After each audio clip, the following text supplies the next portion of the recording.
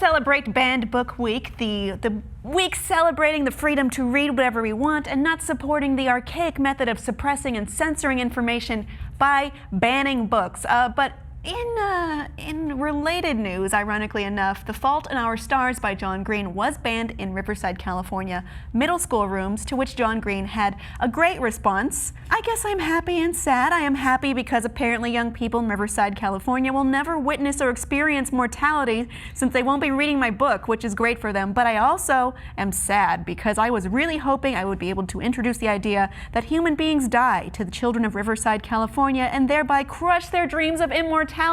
The book was banned for its sexual themes and also its frank discussion of mortality at a young age in that book, which, you know, you may be opposed to the themes of romance, you may be, but I think it's important that we address that, yes, it is possible for us to die, and perhaps we should make our lives mean more and live them in a way that is meaningful and true.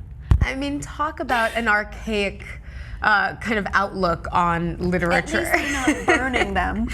I think the idea of banning some of these books, and if you look at the list that IO9 presented in celebration of the Banned Book Week, it's appalling at some of these titles. I mean, you have things like The Wizard of Oz being banned because of the amount of, what is it? It was too many strong women characters.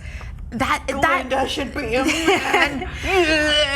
You know, and they're outlandish. I understand that some people seem to confuse the idea of some of these themes being discussed and talked about in the book as almost condoning these practices. I mean, the idea of taking sexuality and these sexual connotations in a book and then saying that they promote promiscuity and deviant sexual behaviors. I mean, pretending that those things don't exist is not, I don't think that's a positive response, and it's not going to make those things that you consider deviant end or stop. It's just not. Denial is a very strong force, Kim. It seems Sex to help. and mortality do not exist. I will live forever in chastity. Theological themes seem to be encouraging satanic rituals.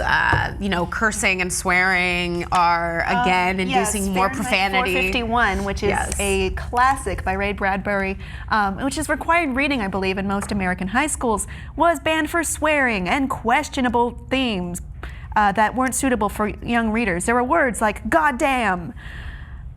Strong stuff.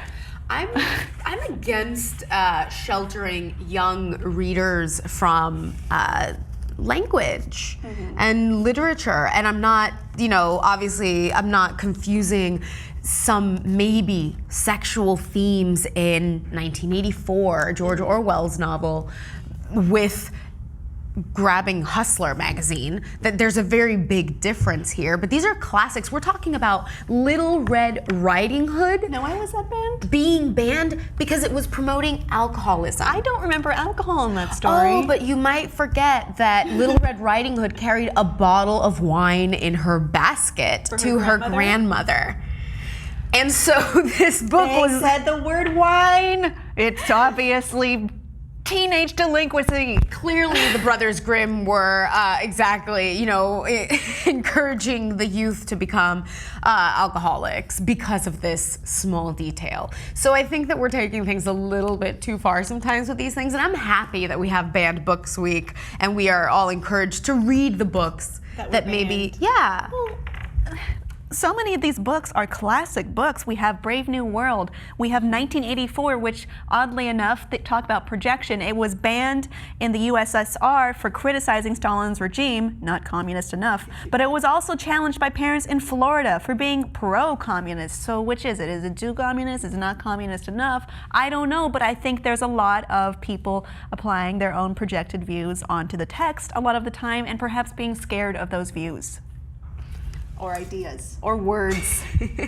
Words is a really tough one because we're talking about an art form that uses language to elicit images and imagery and ideas in, you know, the young generation's minds. And we're talking about books being banned for their use of language, for the idea that if they're portraying for example, racism was one that was on this list, and it was talking about Neil Gaiman's book and how he encouraged, I think, racism because he used a word, that the N-word, which is something that, of course, we're all against, and it's obvious that he wasn't condoning the behavior just because he was portraying it. It is a reality, and like you said, these things are not going to go away just because we don't portray them in our storytelling. Because we censor them. Yeah. Or because the very idea is obviously going to promote rampant deviation. If anything, it's the opposite. I think that an awareness and,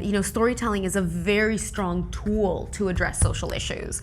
And I think that a lot of these novels, like you said, for a lot of these classics, Brave New World, Slaughterhouse-Five, Fahrenheit 451, all these books are books that, use allegory and metaphor and storytelling to address very important social issues.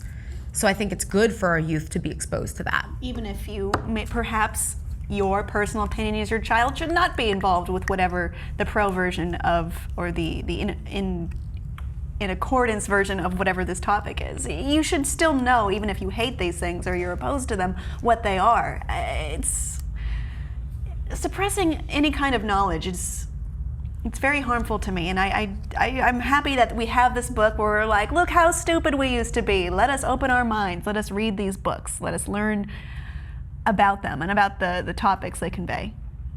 I think that you learn just as much from, like you said, give an example of something that, this is what the belief system or what the thought was, back then. If you read Aristotle's Rhetorica, it's not going to be the same thing nowadays. Obviously, we don't have the same beliefs. We have different evidence for different processes, but it's still worth reading. It's literature, and it's enlightening to see what people think. And once more, I think that it's just so archaic to try and ban to suppress literature. The idea of even seeking out this knowledge or allegory to knowledge.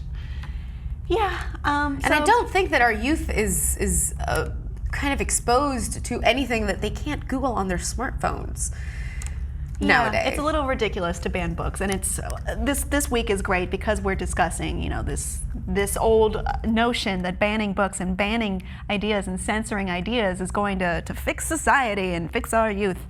Meanwhile, we have another book being banned right here that has been turned into a movie, by the way. So, it's pretty ridiculous why certain books were banned. If you want to check out that full list, we will put the link below to IO9, and you can see for yourself how crazy and ridiculous and reactionary and unintelligent a lot of these bans are. Let us know what you think below in the comments, and please be sure to subscribe.